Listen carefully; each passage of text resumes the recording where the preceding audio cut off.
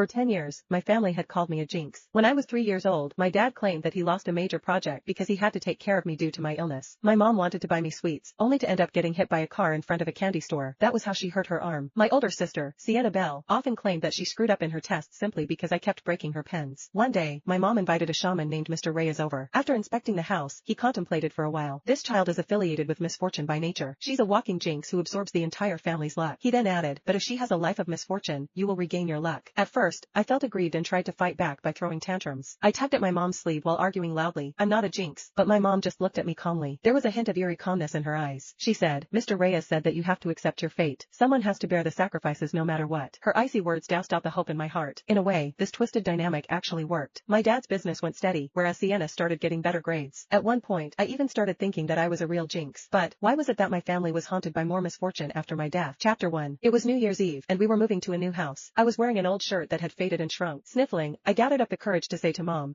I want to spend the new year in the new house too. The moment the words left my mouth, everyone stopped packing. Their looks were full of disdain. Mom sighed and spoke with clear irritation. Sharon Bell, stop being so selfish. It's the new year. Do you want something to go wrong for us? You can go once things settle down. I blinked back tears and nodded slowly. I leaned against the door, listening as their voices grew fainter. Sharon has the flu. Would it be okay for her to stay here alone? When I heard Dad's voice, my chest tightened and tears welled up. Oh, Dad, Sharon's a jinx. If she comes with us, what if the move doesn't go smoothly? It's the start of the year. Anything bad happening would be so unlucky. My sister, Sienna Bell's words hit me like a sharp needle. Yeah, she's sick. She's probably feeling bad, so let's go buy a lottery ticket. The worse she feels, the better our luck will be. Maybe we'll win big. Mom's voice faded into the background. I sniffled, feeling like a ton of bricks was blocking my nose. Then, I crouched down and wrapped my arms around myself. I had my New Year's Eve dinner, stale bread with mustard. I curled up on the couch, feeling my body burn up, but at the same time, it grew colder. It was unbearable. I dialed Mom's number without thinking. Mom, I feel really awful. My chest hurts. I barely managed to say the words. What did you say? Wait, 2 of spades? Raise. Mom's impatient voice came through. Sharon, stop being so difficult. I'll pick you up in a few days. Remember, don't be too happy. I'm on a winning streak today. The call ended abruptly. I chuckled bitterly. Yeah, I was the jinx. Mom said I couldn't be happy. I had to stay miserable so the family could have good luck. I had to keep suffering for the sake of their happiness. However, what if I disappeared? If I died, would they finally live a good life? For a moment, I felt my body grow heavier and my heartbeat grow slower. Suddenly, everything felt light and the pain in my chest vanished. I slowly started floating upward. I was really dead. Looking down at the tiny figure curled on the couch, I felt a strange sense of relief. I finally didn't have to be a burden on my family anymore. They'd live a good life from now on. In my next life, I'd be a normal child, a lucky child. Chapter 2. I finally arrived at the new house. I wasn't worthy to be here while alive, but maybe I could at least visit now that I'm gone. Wow, this place was beautiful. As I gazed at Dad, Mom, and Sienna, my heart ached. I never even got to see them one last time before I died. Mom didn't seem happy, though. She frowned, looking confused. What's going on today? I was winning big earlier, but I ended up losing everything. Dad grumbled. Same here. I was just one number away from winning the lottery. I was so close. This is driving me crazy. Sienna joined in, yelling, me too. I've been losing nonstop in the game I'm playing. I can't win no matter what. I froze, instantly sensing trouble. Over the past 10 years, I had become quiet. I didn't even dare smile. I was just like a shadow in this house. If Sienna broke a cup, they'd naturally look at me. When Dad's business wasn't going well, the house's low energy turned into silent judgment directed at me. I learned to lower my head before they even sighed. At meals, I was always the last to sit at the table. I also took the least amount of food. If anything good happened, graduations, raises, even winning a pair of socks in a supermarket raffle, I would immediately retreat to my room. I feared my happiness would cancel out their good luck. This time, it wasn't me. I was already dead. How could I affect them now? Yet, it seemed that their beliefs were deeply ingrained. As expected, Mom's face grew darker, as if she had figured something out. It must be Sharon. What has that brat done now? That jinx. She won't stop until she ruins us. I shook my head desperately. It's not me. Really, it's not. I've already suffered enough. Sienna was furious. It's definitely Sharon. She's such a jinx. Mom, don't let her come here. If she does, we're doomed. I turned away in despair, heading toward my room to check it out. I had been so excited about my new room here. In the old house, my room was always dark and damp as hell. However, after circling the house, I couldn't find it. Finally, in a cramped storage room, I found a pitiful little bed. This room was even worse than my old one. It didn't even have a window, and I couldn't see the fireworks. The bitterness in my chest hit its peak. They really didn't want to make things any better for me. When I went back to the living room, I heard Mom trying to call me on the phone. Unsurprisingly, no one picked up. I told Mom in my mind that I was already dead. They wouldn't be unlucky anymore. That jinx. She won't even pick up the phone. She's definitely hiding something. Mom angrily hung up the phone. Mom, don't send her food, and don't give her any money. Let her starve for a few days. That's the only way our luck will turn around. Mom's eyes lit up, and she nodded. I'll go to sleep, then go back to playing poker tomorrow. My luck's bound to change. I was shocked and yelled out loud, no, I'm dead. If you don't deal with my body soon, it'll start to smell. Please, just come check on me. Of course, they couldn't hear me, and they went off to sleep. Helpless, I went back to the old house. I looked at my stiff body. My face was no longer just pale. It was turning black. I sighed. I felt bad for myself, but maybe it was better this way. At least now I wouldn't have to suffer anymore. I wouldn't have to live so cautiously and face their indifference, blame, and insults. They also no longer had to worry about me affecting their luck.